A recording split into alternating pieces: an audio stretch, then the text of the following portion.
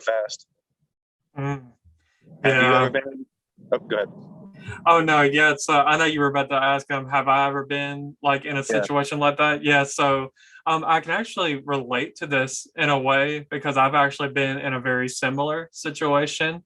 For me, I was actually my senior year at UAB. So I parked because parking is terrible in Birmingham. In case if people are watching this, you don't realize it is terrible. And anyway, I had to park at like where I don't know if for the people that may know that we have like a new soccer field like there by UAB where like Birmingham Legion was playing. They were playing there. They're now playing at Protected Stadium. But anyway, okay. they built like a new like soccer field there, and it's by like the UAB softball and baseball fields as well.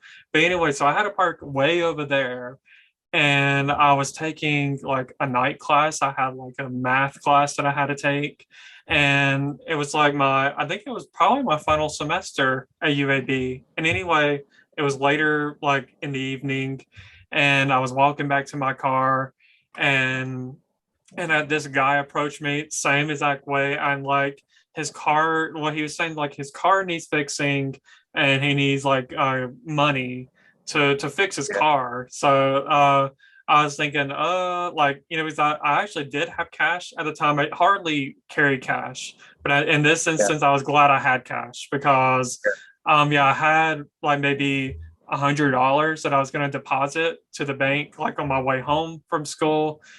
yeah, And anyway, like I said, I told him. Well, at first I was telling him like sorry, I can't help, and or maybe I was gonna give him like a 20, and so like I opened up my wallet, and I guess he saw that I had more than a 20 in my yeah, wallet, so he's like, no, like I need all that, and I was like, Hey, I was like, no, I said like I really need like this money and all this because at the time I was still working at Food Giant and I was only getting paid very little every other week. So yeah, so like I said I was like no, I need this money like so and he's like no, and like he never pulled out a weapon on me, but like he had a big hoodie on, and like he had his hand in his pocket, so I was yeah, thinking maybe at any instance, depending on my reaction, he was gonna like yeah, whip it out.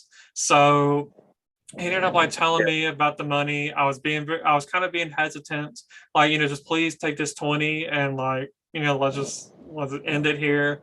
And he's like, yeah, well, he's like if you're not gonna give me that, we can get in your car and go to an ATM and you can give me more money than that. And I was thinking, hold on, like I'm okay, not having no stranger jump in my car that potentially has a weapon because he's wearing a big like hoodie and these big kind of like pants that you could probably fit like these weapons in very easily. So I ended up giving him the $100, and like you said, it's very important to avoid like basically comply with them because like I said, your life is very important. So I was thinking, no, I'd rather lose $100 than lose my life.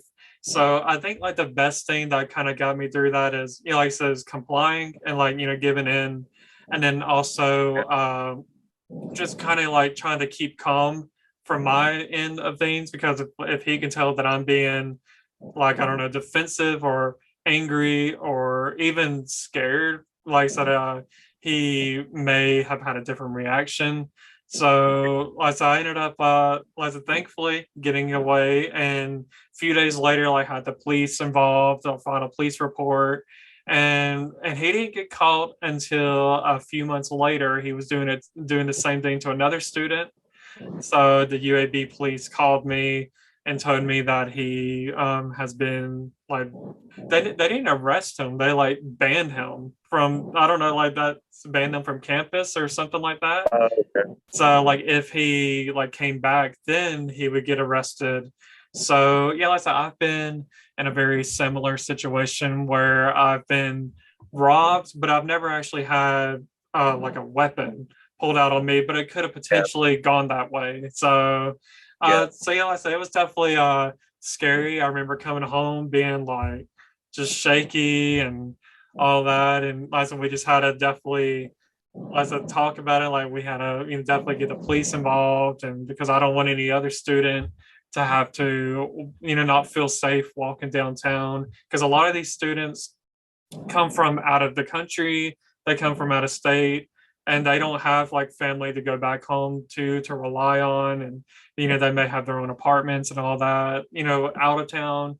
So like I just just hopefully, like I mean, I'm sure unfortunately like crime will still happen, but at least one less person is out there, hopefully, with the situation. So it was definitely scary.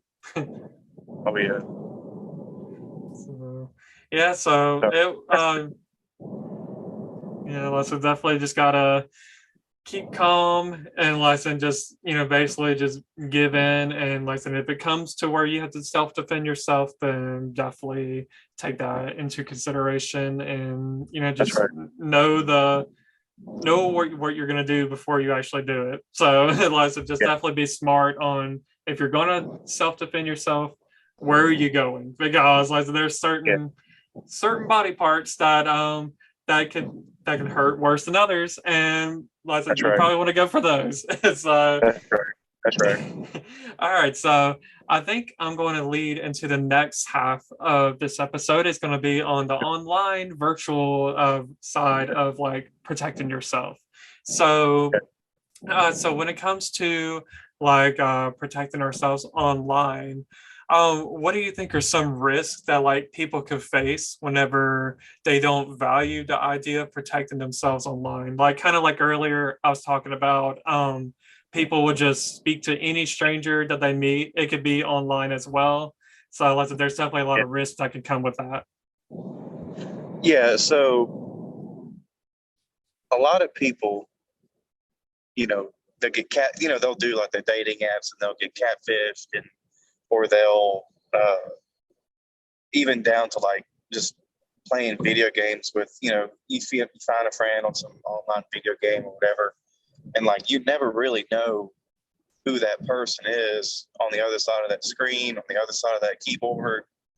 Um, and so like you really run the chance of meeting some kind of, wackos, like wackadoo people. I'm not saying that online community is, full of them. Like the world in general has wicked people, and they might need help. But you never know who you're really talking to. Not to mention, your security, your data, you probably need a VPN, to, and maybe even what do they call it, the Tor browser or whatever that scrambles your, where your location is or whatever. Like a lot of people, more people will, I think, will focus on their physical security and like, because it's more present. It's in the here and the now, and they're right here with me. It's right in front of my face.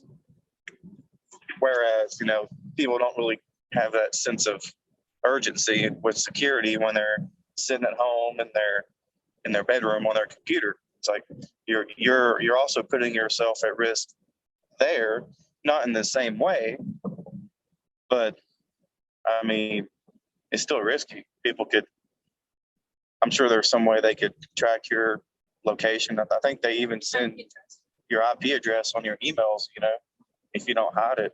So, I mean, people can get it that way and be showing up on your door, stalking you. Like, you can really get in a world of trouble. Yeah, absolutely. Yeah, there's definitely many risks that could come to that. And like you said, as far as like online dating, there's somebody that may want to get involved with somebody because they're vulnerable, they're lonely, they want to be with somebody, and then they see this person automatically, like I guess reach out to them, and they automatically are the type that they fall in love with that person so quick, and then less than maybe 2 days later they're asking to meet you, Oh, and yeah. so like so that's where it can be scary, because like I said, catfishing can happen like to where uh hopefully at the least of it you're just humiliated if you show up and it's somebody that it's not, but there are Yeah. worse times where you can show up and this person may want to do you harm or Yeah. kill you or anything like that. So definitely Yeah. like don't let your emotions get in the way, because it definitely can come at a cost, which could be your life, it could be anything else. Like I said, it could be any kind of injury or anything like that. So, and also, like as you mentioned, like it's important to have like a VPN because that's especially what I have here with work. I work remotely from home. So like so it's definitely That's important, the like best. to, yeah, to keep our company safe, to keep me safe and all that, from anything, being exposed or anything like that. So like I said, we've definitely have had a lot of training on like the phishing stuff that can happen Yep. within emails. So Yep. so in a way it's kind of funny. It's like the big risks like out of like online kind of things is like phishing, phishing, and then fishing, catfishing. So so Yeah. fishing and Yeah. fishing, or like it's a double whammy, definitely. So let's say you can have your identity stolen, you can have your bank accounts being compromised and Yeah. being accessed into. And if you're just giving away just information out there because if somebody's acting like, because I always every now and then it seems like I'll get like a message on Instagram from Yeah. somebody from Yeah. way out of the country acting like, oh, like I really need money, like I Yeah. please help me and my family. And it's like, yeah, like thank you for the sob story, but I don't believe it because Yeah. it's like I know Or, or that you're just or they you're just or they or they claim to be a crypto genius or millionaire and like, oh, sign up for my course and blah blah blah. It's like, no, thank you, Jack. Like, I can buy Bitcoin myself. Thanks, dude. Like, yep. Yeah, but yeah, exactly. the sob stories galore. Like, it's ridiculous.